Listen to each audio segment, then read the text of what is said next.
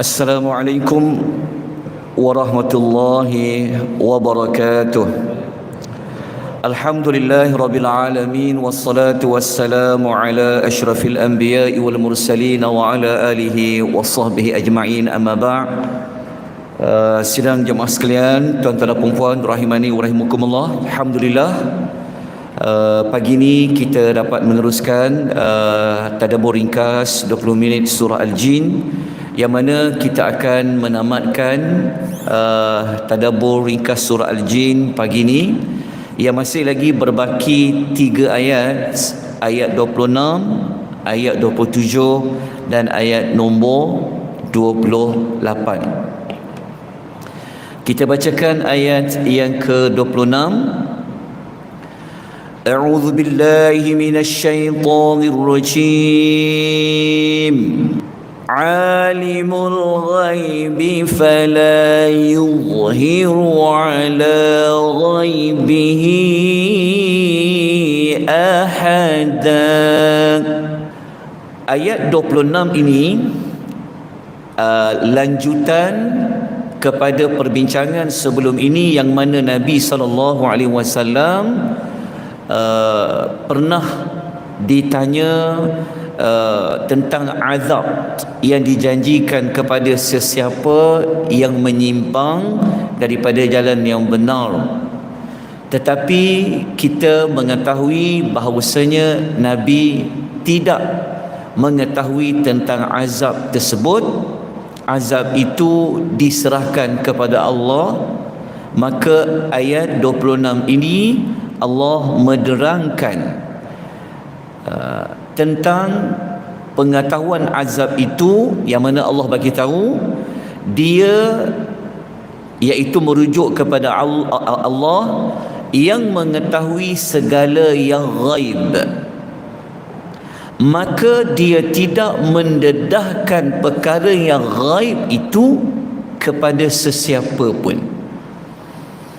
Jadi ayat ni kalau kita baca ada 2 perkara. Yang pertama, Allah saja tahu perkara yang ghaib, seperti bila datangnya kiamat, bila azab tu Allah nak datangkan, berapa lama azab itu diberikan, itu hanya ada pada Allah. Kemudian Allah tidak mendedahkan maklumat itu kepada sesiapa pun. Okey, jelas tentang ayat ini. Okey, ayat ini dia ada persamaan maknanya seperti ayat Al-Kursi 255 Suratul Baqarah, muka surat 42 ayat ini, iaitu pada potongan ayat wala yuhituna bi syai'in min ilmihi. Sedangkan mereka tidak mengetahui sesuatu pun daripada ilmu Allah illa bima syaa, melainkan apa yang Allah kehendaki. Jadi ayat 255 ayatul kursi ni Allah bagi tahu apa saja yang ada pada Allah tentang pengetahuan Allah, tak ada siapa pun yang tahu melainkan Allah nak memberitahu. Jadi ayat yang 27 nanti kita akan dapat maklumat siapakah di antara yang Allah mengkehendaki dia mengetahui perkara-perkara ghaib. Secara umum ayat nombor 26 Allah tidak memberitahu kepada sesiapa. Okey, kita keluarkan pengajaran ayat daripada ayat 26 tadi. Ada 2 yang dapat kita pelajari. Yang pertama, pagi ini kita dapat mengukuhkan lagi pengetahuan kita bahawa hanya Allah sahaja yang mengetahui segala perkara ghaib. Kiamat bila berlaku, azabnya bagaimana, siapa yang masuk syurga, siapa yang masuk neraka, itu semua adalah pada Allah Subhanahu wa ta'ala. Sekalipun para jin mereka tidak mengetahui, sekalipun para malaikat pun tidak mengetahui. Pelajaran nombor 2, tidak ada seorang pun yang mengetahui perkara gaib selain dari selain dari Allah. Samalah macam nombor 1 tu, cuma dekat ayat tadi Allah ada membuat penafian. Jadi kita lengkapkan dua-dua pengajaran tadi dengan kita ambil dua ayat lain ya. Kita ambil dua ayat lain dalam Al-Quranul Karim yang Allah menceritakan Nabi Muhammad ni walaupun dia seorang rasul, tetapi tentang ilmu ghaib ni macam mana. Okey. Ayat pertama sokongan kita tengok dalam suratul Naml ayat 65, muka surat 383 dalam Quran. Allah memberitahu, qul la ya'lamu man fis samawati wal ard. Katakanlah wahai Muhammad, sampaikan, tidak ada sesiapa pun yang mengetahui di langit dan di bumi tentang perkara ghaib illallah, melainkan Allah. Makhluk yang ada di langit seperti malaikat, dia pun tak tahu perkara ghaib macam mana. Makhluk yang ada di bumi pun tak tahu perkara ghaib bagaimana, melainkan Allah. Lepas tu Allah mengatakan wa ma yash'uruna ayyana yub'atsun. Dalam masa yang sama mereka ini, makhluk di langit ke makhluk di bumi ke, tidak mengetahui bila mereka itu akan dibangkitkan daripada mati. Okey, satu lagi ayat lain kita boleh ambil dalam surah Al-An'am ayat nombor 50. Sekali lagi Allah mengatakan kepada Nabi, qul la aqulu lakum indi khazainallahi wa la a'lamul ghaib. Katakanlah wahai Muhammad kepada mereka, aku tidak mengatakan kepada kamu bahawa ilmu Allah, pembendaraan Allah itu ada pada aku, dan aku pula tidak mengetahui perkara ghaib. Kenapa ditekankan maklumat ini? Kerana ada beberapa agama yang telah memuji nabi-nabi mereka, rasul-rasul mereka, sehingga menganggap rasul itu seperti kedudukan Tuhan. Jadi daripada ayat ini menunjukkan tentang limitasi baginda Nabi SAW tentang perkara ghaib. Ayat ini menunjukkan bahawa Nabi itu juga adalah manusia yang mempunyai yang mempunyai keterbatasan tentang pengetahuan berkenaan dengan perkara ghaib. Baik, kita sambung ayat 27. Allah memberikan perincian dalam ramai-ramai makhluk ni, ada Allah memberitahu sedikit maklumat tentang perkara ghaib. Kita baca ayat nombor 27.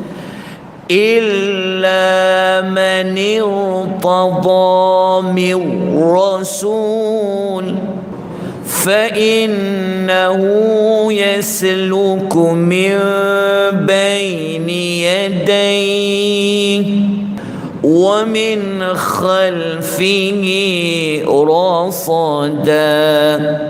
Okay, terjemahan ayat, illa man irtada min rasul, kecuali kepada Rasul yang Allah redha. Maknanya kita kena sambung ayat dia tadi tu. Maksudnya tiada yang mengetahui perkara ghaib seseorang pun kecuali kepada Rasul yang Allah Ta'ala redha. Okay. Maka dia, iaitu Allah, mengadakan di hadapan Rasul itu dan di belakang Rasul itu para malaikat yang menjaga dan mengawasinya. Okay. Dalam ayat ni ada dua keterangan sebenarnya. Yang pertama, Allah memberitahu ada Rasul Allah yang Allah redha. Allah ada memberikan maklumat tentang perkara ghaib. Nombor satu. Nombor dua, Rasul-Rasul yang Allah memberikan maklumat tentang perkara ghaib itu, Allah menjaga maklumat-maklumat yang Allah beri kepada mereka itu ada malaikat yang mengawasi maklumat yang disampaikan kepada para rasul itu. Okey, maklumat tu antaranya apa? Sudah pasti maklumat itu yang paling utama adalah tentang wahyu Al-Quranul Karim. Bukan Quran sajalah, apa saja wahyu dari Allah, maka Allah akan pastikan wahyu itu dipelihara. Sebab dia perkara gaib. Macam Quran turun cerita tentang sekian banyak cerita perkara gaib, maka Allah pelihara maklumat itu kepada para rasul. Rasul dekat situ, tuan-tuan dan puan-puan, ya, kata Al-Imam Ibnu Katsir, ia merangkumi rasul di kalangan malaikat ataupun di kalangan manusia. Okey. Kemudian apa makna yang fa innahu yasluku min baini yadayhi wa min khalfihi rasada tu? Seperti yang telah saya sebut tadi itulah. Allah memberikan perkhususan kepada para nabi ataupun para malaikat untuk menjaga wahyu yang Allah turunkan itu. Sebab apa kena jaga? Sebab kita dah sebut sebelum ini bahawa ada pencuri berita langit di kalangan para jin. Hanya Quran sahaja yang tidak dapat didengari oleh mana-mana para jin di kalangan syaitan. Tapi kalau maklumat selain daripada wahyu Al-Quran, ada yang dapat mencuri dengar, sekalipun sudah disediakan panahan daripada tahi bintang. Jadi apa pelajaran dia? Ada dua yang kita boleh ambil. Nombor satu, para rasul, sama ada malaikat ke rasul Allah di langit ataupun rasul Allah di bumi, mereka hanya mengetahui perkara gaib setelah diberitahu oleh Allah Subhanahu wa ta'ala. Macam kita belajar ayat pertama tu, Nabi solat subuh, Nabi tak tahu pun ada beberapa jin yang sedang mendengar Nabi membaca ayat Quran. Tapi Nabi tahu ada jin yang dengar setelah Allah menurunkan surah Al-Jin. Kalau Allah tak turunkan kepada Nabi surah Al-Jin, kita pun tak tahu tentang Al-Jin itu wujud. Betul. Pelajaran nombor dua, wahyu yang diturunkan kepada para rasul itu Allah sentiasa akan jaga dia, dekat depan ke dekat belakang. Jadi wahyu Quran yang kita ketahui ni, Al-Quran ni, dia sangat mulia. Tidak ada mana-mana takut tambah daripada kalangan pencuri dengar di kalangan para jin. Baik, ayat terakhir sekali, nak khatam dah kita pagi ni. Alhamdulillah. Nota akan sampai esok insya-Allah. Okey, ayat yang ke-28. Ni slide yang ke-409. Kita bacakan ayat dia. Allah menyebutkan kenapa Allah Ta'ala perlu menghantar malaikat yang jaga maklumat wahyu yang Allah beri kepada para rasul tu. Kenapa? Apa sebab? Kita baca ayat 28. Liya'lama an qad ablaghu risalati rabbihim wa ahata bima ladaihim wa ahsa kulla syai'in adada.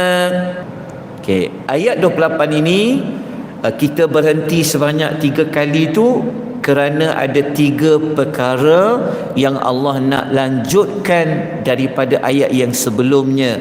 Liya'lama, supaya dia mengetahui. Dia dekat situ, siapa dia kat situ? Kalau menurut Al-Imam Tabari, dia dekat situ merujuk kepada Nabi Muhammad sallallahu alaihi wasallam. Liya'lama tu ya'lama tu dia mengetahui. Li adalah supaya. Jadi Allah Ta'ala kata apa? Ayat nombor 27 tadi tu, Kenapa Allah Ta'ala kawal, pelihara wahyu yang bersifat ghaib tadi kepada Rasul? Supaya Rasul itu mengetahui bahawa sesungguhnya para Rasul itu telah menyampaikan perutusan Tuhan mereka. Okey. Perkara pertama, sebab apa Allah perlu jaga wahyu yang diturunkan kepada para Rasul? Supaya Nabi Muhammad itu mengetahui bahawa mana-mana utusan Allah yang Allah turunkan wahyu kepada mereka, mereka dapat transfer maklumat tu dengan selamat kepada sesiapa yang disampaikan maklumat itu. Boleh faham tak sekat ni ayat dia? Okey, yang kedua Allah bagi tahu, sedangkan ilmu Allah itu meliputi segala keadaan yang ada pada mereka. Mereka tu kembali kepada Rasul Allah Ta'ala itu. Yang ketiga, Tuhan kata dia menghitung setiap sesuatu itu satu persatu. Okey, rangkap yang pertama saya rasa jelas. Maksudnya Allah Ta'ala ni nak meyakinkan Nabi bahawa kalau Rasul dulu pun dia dapat sampaikan maklumat ni Allah bagi dengan selamat, sempurna, tak ada salah silap sebab Allah jaga maklumat tu, maka Nabi pun akan menyampaikan wahyu itu dengan selamat tanpa berlakunya sebarang tokok tambah ke, kesilapan ke dan sebagainya. Okey, ayat ini juga dapat kita pelajari tidak ada benda yang terlepas daripada ilmu Allah. Allah tahu tentang malaikatnya, tentang para nabinya. Faham tak? Maksudnya Tuhan bagi tahu, walaupun Allah jaga maklumat wahyu tu, Tuhan tahu Rasul tu sampai ke tak, dia tak sampaikan apa yang dia dapat ke, dia pindah ke, dia apa, Allah mengingatkan tentang, Allah tahu terhadap mereka semua. Okey, kemudian kita dapat belajar, kita dapat tafsir dalam ayat tadi tu, Allah tahu dengan segala terperinci semua perkara lah, termasuklah apa sahaja yang berlaku terhadap para rasul, jin dan sebagainya. Baik, pengajaran daripada ayat 28 kita keluarkan 4 pengajaran. Nombor 1, setiap yang dilakukan oleh Allah pasti mempunyai hikmah. Sebab Allah Ta'ala dia takkan hantar malaikat, dia takkan jaga maklumat, mesti ada sebab. Apa saja Allah buat mesti ada hikmah dia. Okey, itu nombor 1. Nombor 2, para rasul yang terdahulu juga telah diberikan perlindungan kepada mereka melalui penjagaan para malaikat yang menjaga maklumat itu. Pelajaran nombor 3, setiap dilakukan oleh manusia, sama ada jin ke manusia ke rasul ke, pasti diketahui oleh Allah Azza wa Jalla. Dan yang terakhir sekali, tidak ada sesuatu apapun yang tersembunyi daripada Allah Subhanahu wa ta'ala. Tamatlah kita surah Al-Jin. Apa pelajaran keseluruhan yang dapat kita belajar? Nak ulang balik tu banyak juga, tapi mudahkan ceritanya. Ada lagi 1 minit. Kita dapat mempelajari bahawasanya jin itu wujud. Ada jin yang beriman, ada jin yang tidak beriman. Kita juga dapat mengetahui mana-mana jin yang tak beriman, mereka itu akan berhadapan dengan azab neraka Jahannam.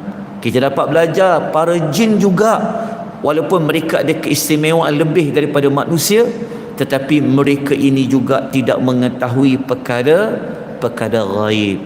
Jin juga satu makhluk yang cepat tangkap, cepat faham tentang Al-Quranul Karim. Sebab mereka dengar Al-Quran dibacakan, mereka terus bertindak untuk beriman.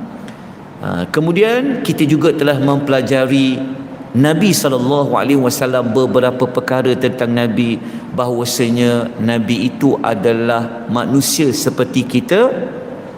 Nabi juga adalah hamba Allah seperti kita, tetapi lebihnya Nabi itu mempunyai wahyu.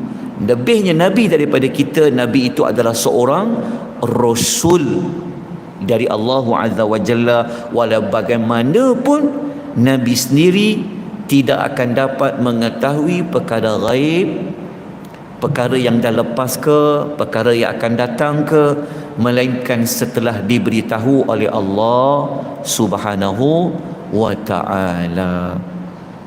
Baik, tiada dibuka persoalan. Dah 21 minit. So esok kita akan belajar surah baru. Tuan-tuan ada cadangan nak belajar surah apa? Saya sedia berkhidmat untuk tuan-tuan dan puan-puan. Undilah saya. Adalah tuan-tuan nak belajar surah apa, kalau boleh buat pool, buat data tu. Kalau boleh jangan surah yang panjang lah, sebab nanti notanya lagi panjang. Ambil surah pendek-pendek. Tapi saya cadang sempena nak buat kita ni. Tuan-tuan pernah dengar Quran Hour kan? Kita sebenarnya tahun ini misinya untuk membawa misi surah Al-Jumu'ah.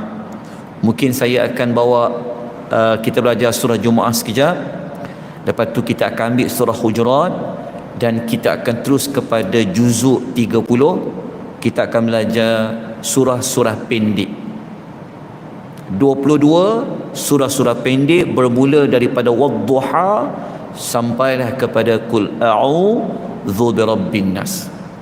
Tapi cadangan saya Jumaat dulu, lepas tu surah Al-Hujurat, lepas tu terus pergi kepada surah-surah pendek insya-Allah. Surah pendek mungkin kita boleh masuk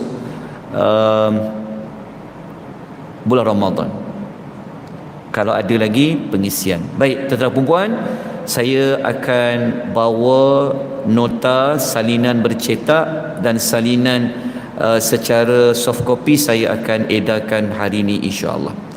Mohon ampun dan maaf, inilah sekali saya terlewat memberi nota kepada tuan-puan, dah selesai baru sampai notanya.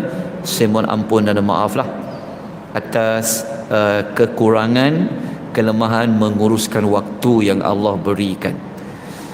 Baik, itu saja. Semoga dapat manfaat, semoga iman kita makin bertambah terhadap kebesaran Allah, keagungan Allah Subhanahu wa ta'ala. Aqulu qouli hadza wa astaghfirullahal azim wa billahi taufiq. Wassalamu alaikum warahmatullahi wabarakatuh.